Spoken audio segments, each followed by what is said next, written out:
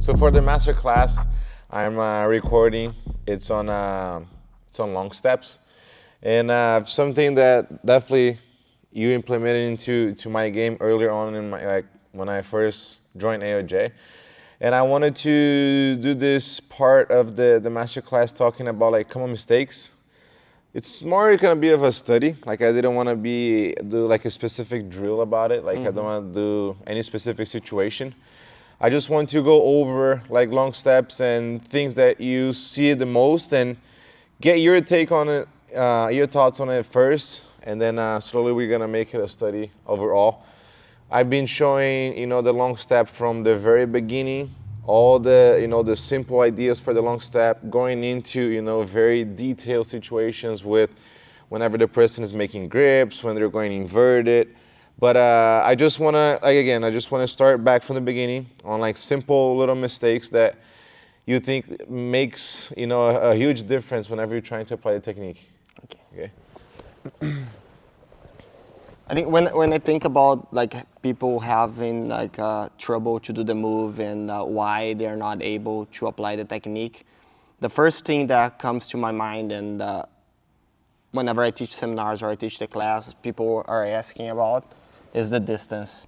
Like normally the feeling of not being able to reach the chest or not having enough space and hitting that wall when the person is playing reverse de la riva is the first thing that bothers people to do the long step. I think every time I teach a seminar and I teach this technique, people always say the same thing, but when I try to long step, the person, they have their hands in front of me and I'm not able to apply the technique.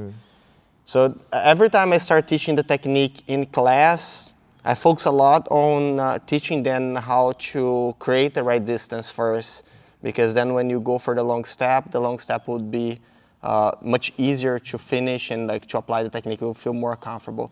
So like the mistake here would be to focus on doing the move, the step by step of the move without creating the right space. So a lot of people, they try to hug the head and do the technique, but they are on top of the arms. And because of that, like they are off balance, like they are on top of the person, like they're not able to penetrate in the guard, so they can easily push them away. And that makes the person on top feel that they're not able to do the technique. So you guys are gonna see that if the person like never learned the technique properly, when they do the technique, it looks something like this. And The level change. Yeah, I feel like just like hitting that ball, like where like the person's like a little ball here, framing the guard, and like you're just bouncing on top. And passing the guard is all about extending the opponent, so you can get closer to the hip, closer to the chest. So a way to fix that mistake. So let's always talk about the mistake and then like talk about like how to do the technique right, so people that are watching, they can understand.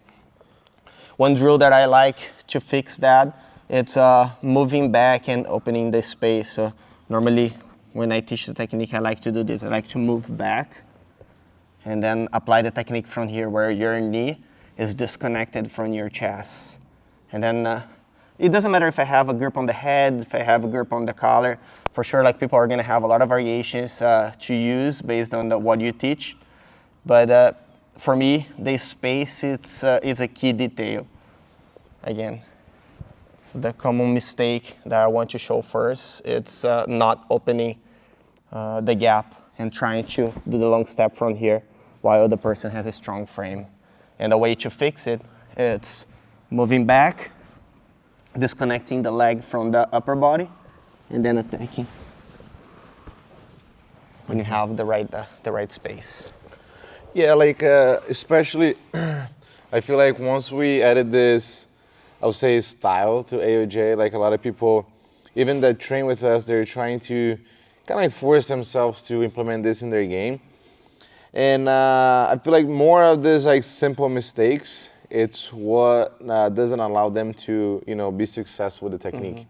So like, it's really like small adjustments that like, to be honest, makes a huge difference. But like you said, sometimes you're seeing like just the technique, the movement, and you don't forget, like you kind of, you don't see it clearly about the little details. To me, I feel like it's a lot on, the grips and the way how you're moving your body on top. So like, especially when people see it like happening in the fight or, even in training, I see a lot of this mistake. The person grabbing the collar, but a little bit too low.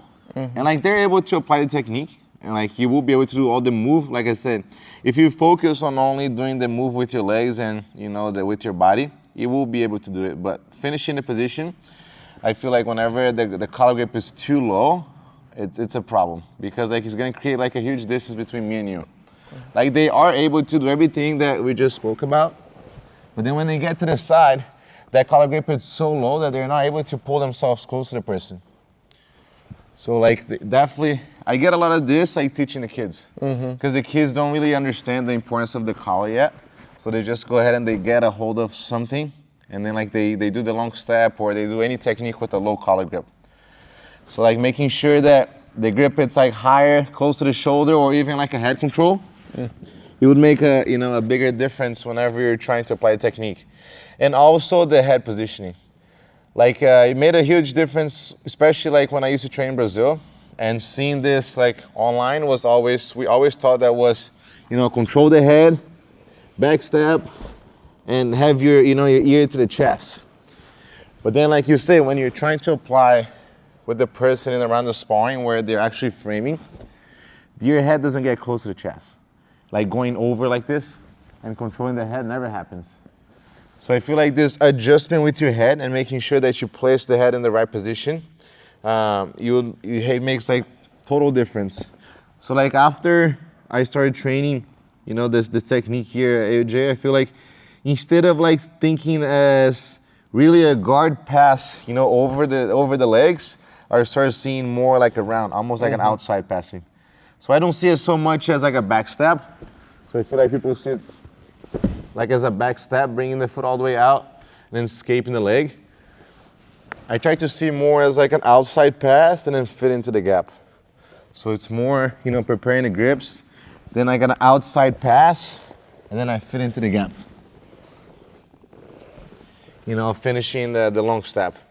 And and it was more clear to me when every time I was applying this technique, especially like combining moves on top, was something that you always spoke about. Like never only see the long step as like one technique, or not even just that, but trying to pass with only one technique.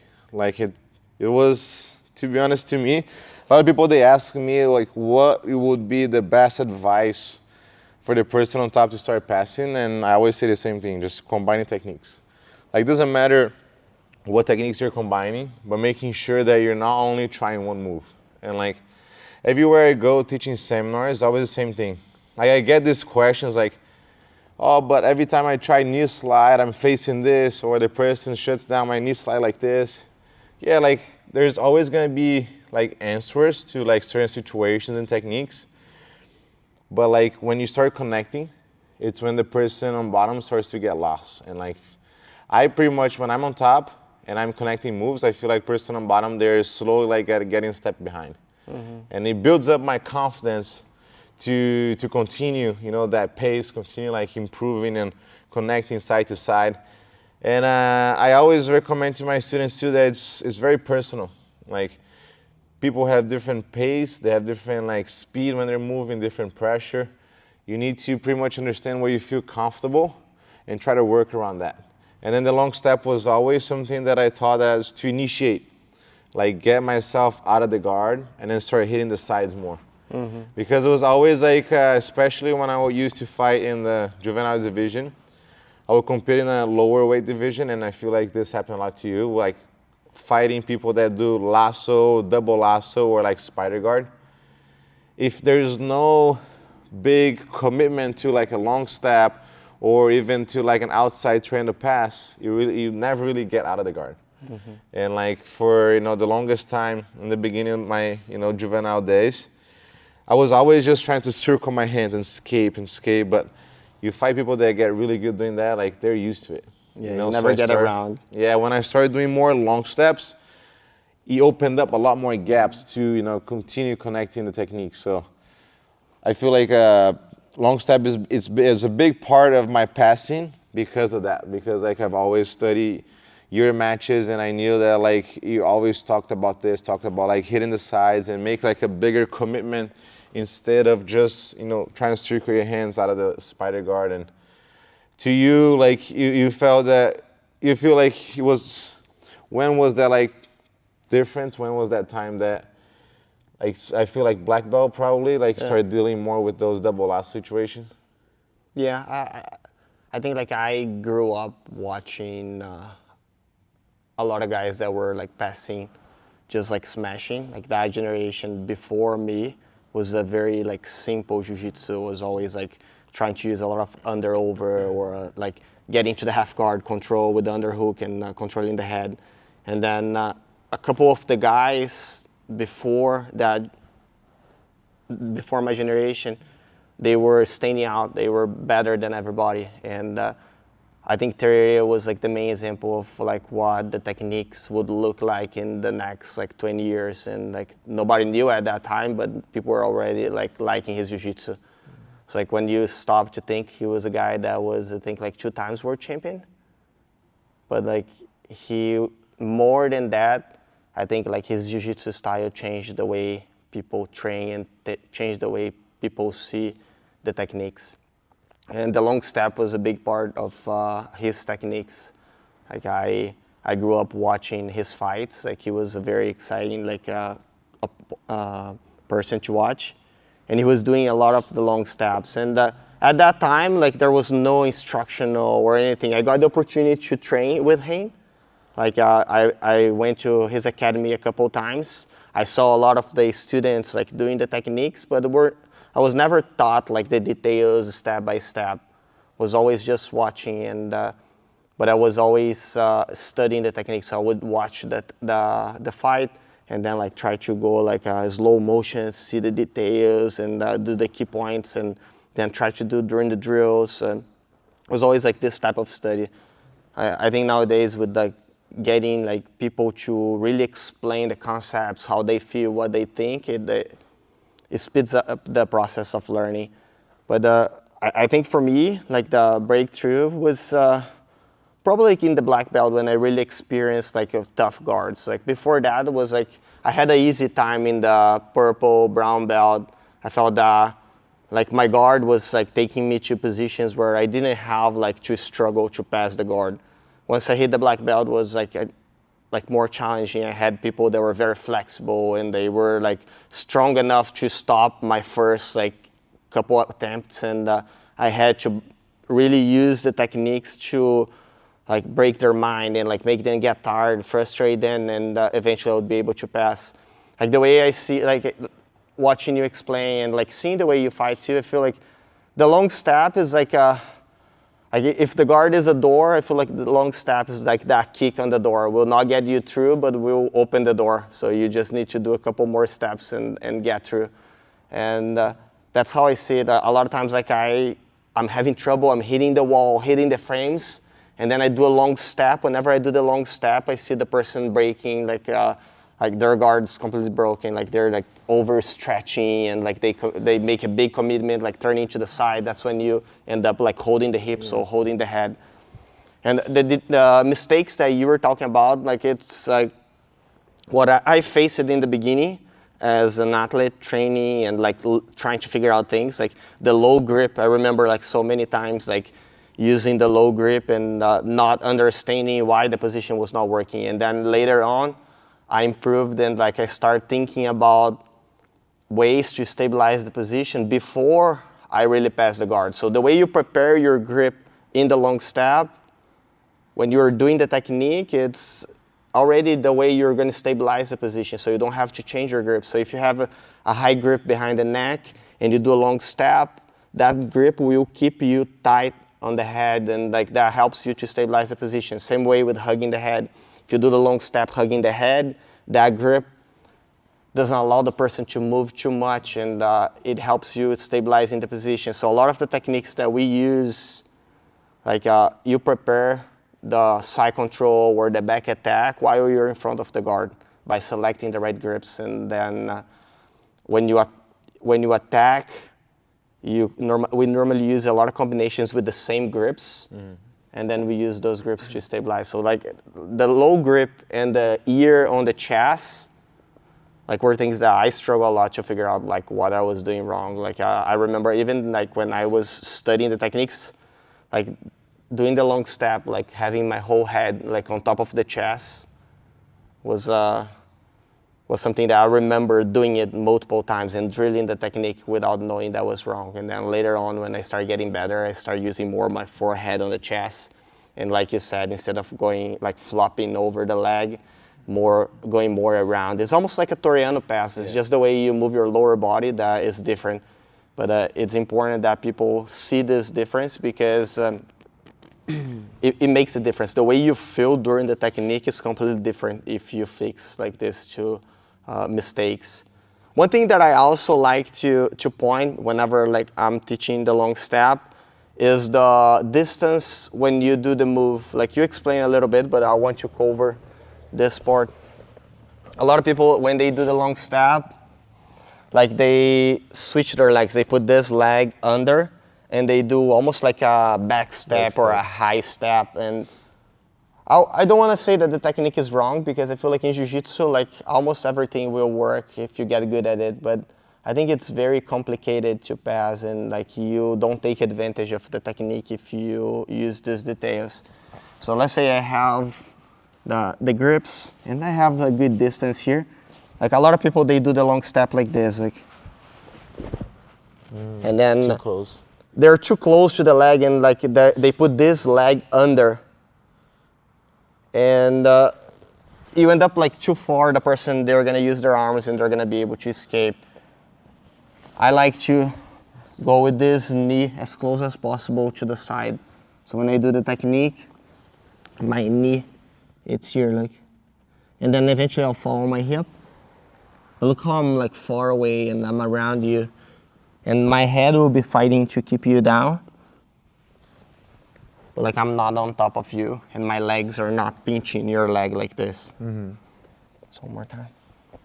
Put your other side.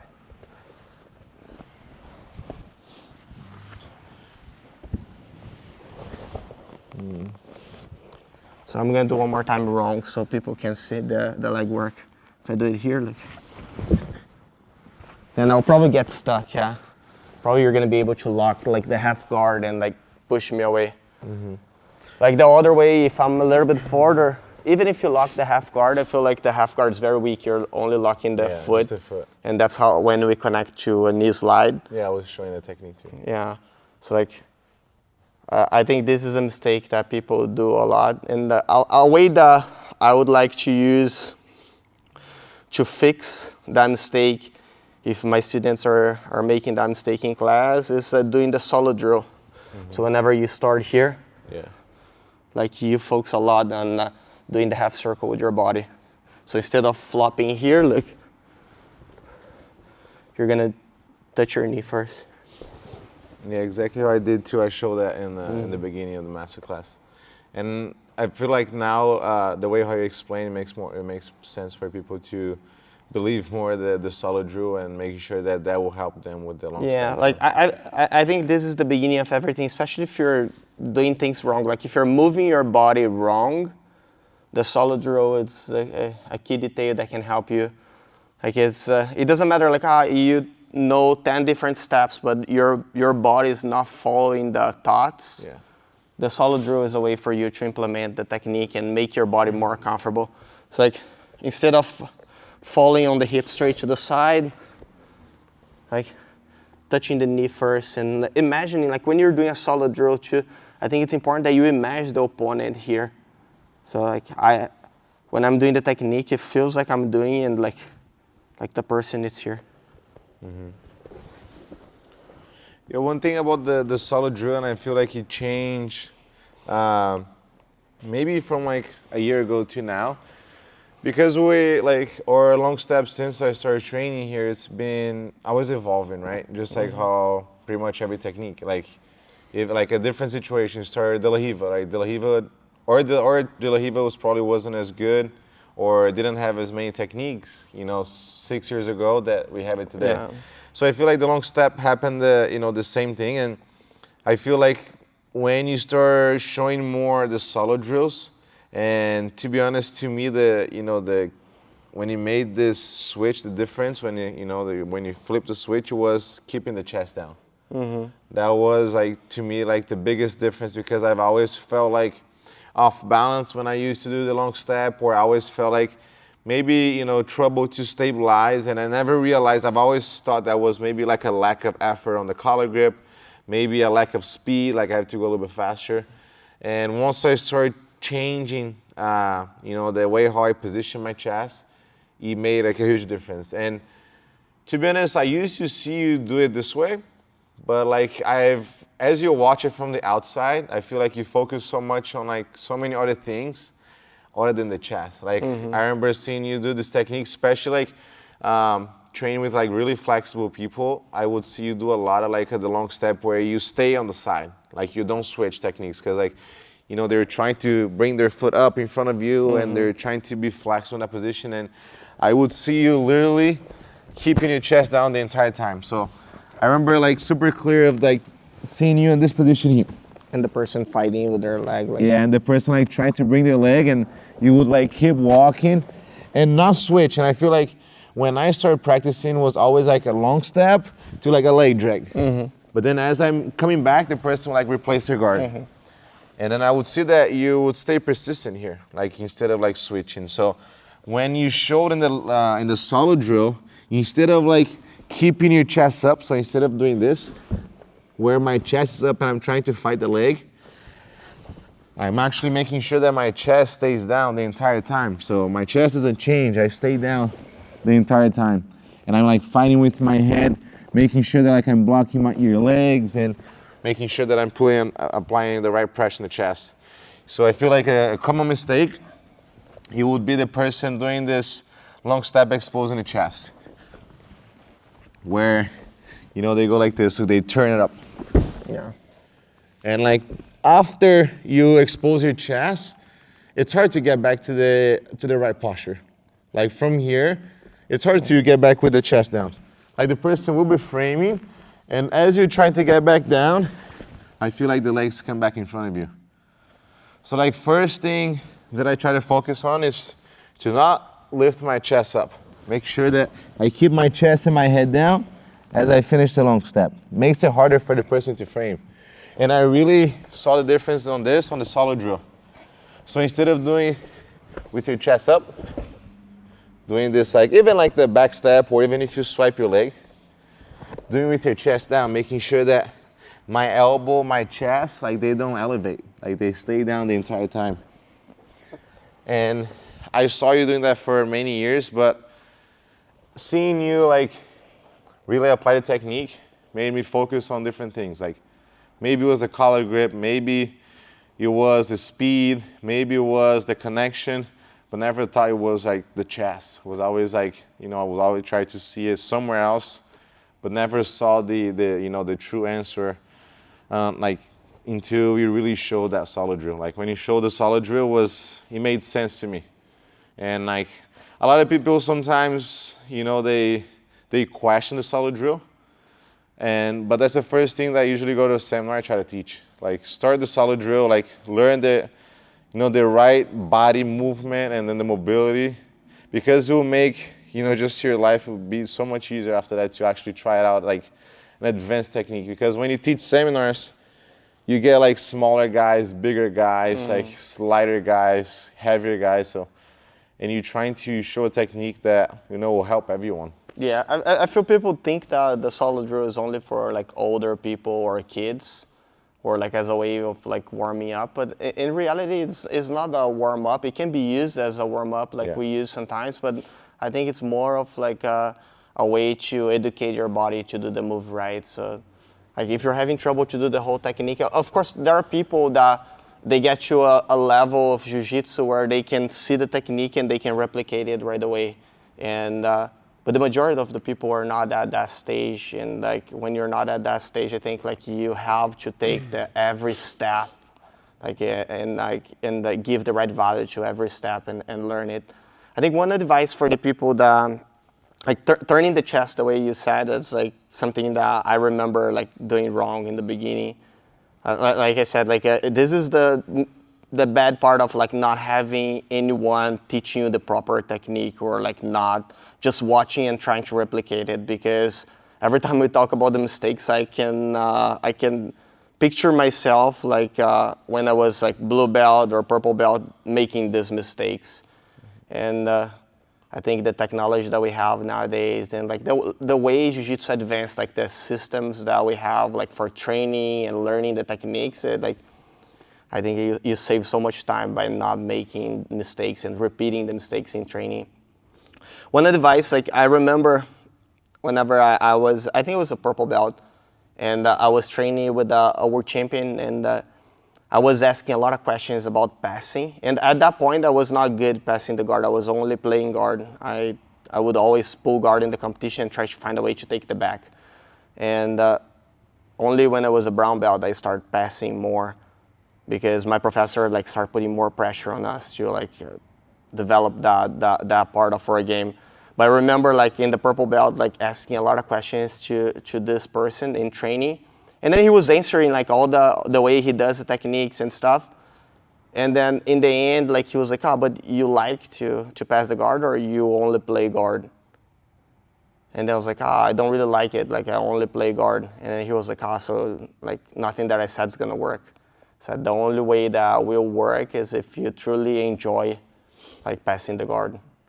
Because and this is so true, because I see that the people that now when I watch my students and I see the people in the class, the people that get really good on top are the ones that embrace the challenge, the ones that enjoy that like challenge of like passing the guard. So like for example, like I see you, like you have amazing passing, but I see that if you have a challenge, if you have someone that people say, that guard is good, the guy is flexible, or it's really hard to pass, that's when you really want to train with the person, because you want to test your passing. And I think this is a key detail that will change like the way people train. Start embracing the challenge and liking it. Instead of like trying to find the easy route, like if the person has a good guard, I'm gonna just pull guard or accept the sweep and try to do something from the bottom. Yeah. No, I think it's important that you develop your techniques, your understanding, like your way of fighting, so you can pass the guard even if the guard is good. Like if the person has a good guard, you can have even better passing. And to me, like especially with the mentality that I have today after like years of competing and like teaching, like when someone has a good guard, I think that's when I want to train with the person. Like it's more fun to me. The challenge that the person brings, like when the person has a flexible guard or has a good lasso or a good de la riva, if I make a mistake, I know the person will capitalize that mistake and will be able to take my back.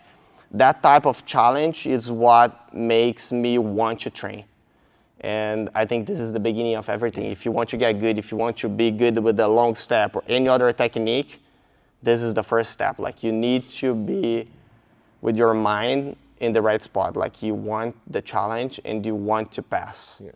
Because if you don't have that, the first time the person starts moving and stepping on you, you're gonna fall on body and start playing guard. You're gonna give up the pass. And like you said in the beginning, passing, it's a combination of techniques. It's always a sequence that it's used. Sometimes it can be a short sequence, depending on your level and the level of your opponent. But sometimes can be a sequence that you have to be using, like, or combining techniques and adapting for like almost 10 minutes sometimes. And I think there's no problem. Like a lot of times I remember coaching you this year where like you're on top and it passed like 3, 4, 5 minutes, and I was telling you, just keep connecting, you're gonna get there. Keep connecting, the person will get tired or they're gonna make a mistake, you're gonna be able to get there. And like, you passed the guard, you took the back, you're able to make the person make a mistake. I remember one fight that comes to my mind when I think about it. It's like your fight last year against Tommy, where I think like he was up by one advantage or 2 points. I don't remember, but like you had like probably like 4 minutes and you were on top passing the guard and you're hitting the side the whole time. But he's flexible. He was like doing a good job like framing his guard. And I remember telling you, just stay calm and keep attacking, that you're going to pass his guard. And I see that message like was something really important for you because you kept attacking. And then like 2 minutes later, like you were able to create a strong attack. He turned, you took the back and got you the submission. Yeah. And that's a good match for people that are watching to study too. I think like the amount of techniques that you're combining like frustrated your opponent. Like, and it's something that if you want to get good passing, you need to be able to keep attacking. It doesn't matter if it's gonna be 30 seconds, 1 minute, 2 minutes, that cannot bother you. Like you need to be there attacking and trying to feel what's happening. And one thing that I feel is important too, and you only get that with like years of experience, is like you need to be able to read your opponent too. Like you're fighting, and by their body language, like the expression on their face, like you see, like if they're breaking, if they're frustrated, if they're tired. Yeah, and if you don't have that, you're kind of like in the dark, like just like doing it without knowing how far you are from accomplishing the goal. So I think like that motivates you a lot when you're passing to continue to pass. So if I see the person is getting desperate, or if they're like making moves that it's coming out of like desperation, like they're like pushing and trying to do a big hip escape, or like they're like struggling.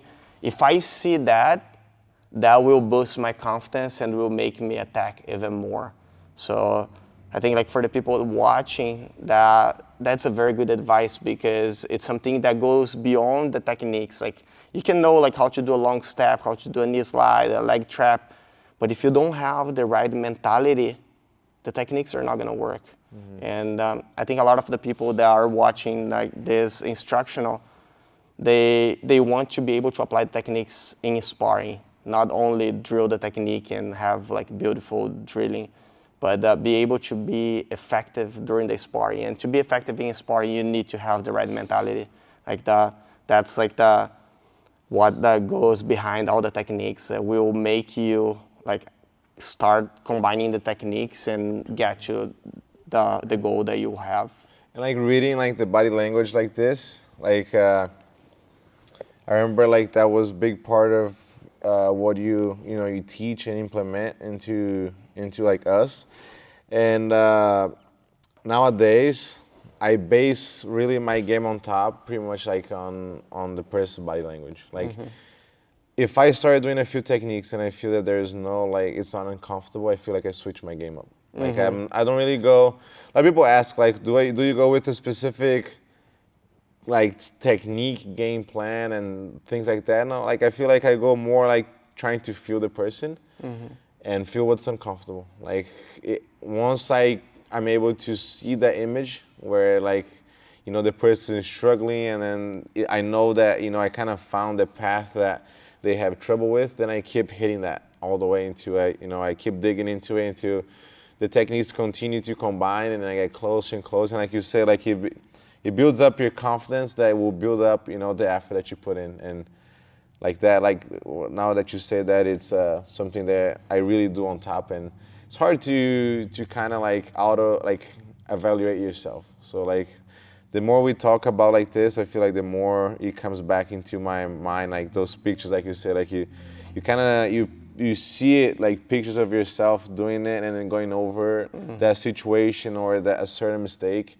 and it's like coming back to you as like a memory. And like I remember many times like coaching you and coaching other students too, and in the middle of the match, like telling you guys, look to their face, like see how tired they are, and like look how, or the person does like a big move, like trying to escape, like you can see they're desperate, and like I warn you guys in the middle of the match. The level that you have today, like I don't have to do that anymore, because I know that you felt that during the fight.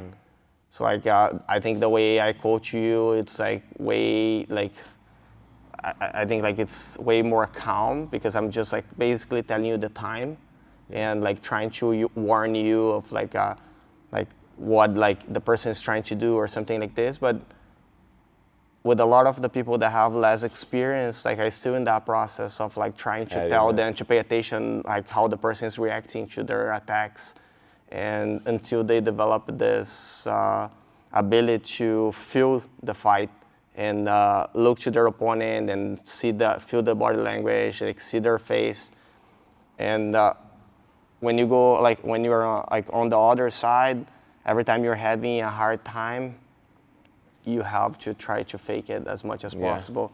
This is something that my professor used to tell me all the time. It's like, you don't need to show how tired you are. You don't need to show that you're struggling. So even if you're super tired, even if you're having a hard time, the person's almost passing your guard, like just act like nothing is happening. That will frustrate or like will make the person stop attacking you because they feel that they are not able to generate that type of reaction that they want. And I think these are just like advices that people like whenever like they are like trying to learn, I'm trying to get better on top. I want to get better with the long step. I need to learn all these techniques or these key details that like the world champion is teaching. All of this is really important. Like all the details, like the technical development, it's really important. But I think this experience that we're able to bring to the table when we're talking, it's something that I think just makes a whole difference. Like it makes people like they see all these techniques in a different way, and like I think that is the glue that puts everything together and makes people get really good at it. When we study, I feel like it's more on like the person's thought about it, like an experience, than like the details. Even like when I study, like when I go and I watch somebody, I rather have their thoughts on what they're feeling and what they're seeing in the position, and then I see the technique later because like it makes such a huge difference. If you just show it, like that's why like comparing what it was back then to what it is now. I remember people would buy magazines, and then in the magazines there would be like techniques that they would teach. That's how it was for me. Like that, you see the photo step by step. Yeah, and then you like. But then you try to do exactly how the photo is. But I remember like there was books on it, like Andre did one, and like Marcelo did too. And, but then like you don't know the person's like thoughts on like experience, what they're feeling, what they're seeing, and then the technology nowadays I feel like embraces so much more. That's what makes the whole difference.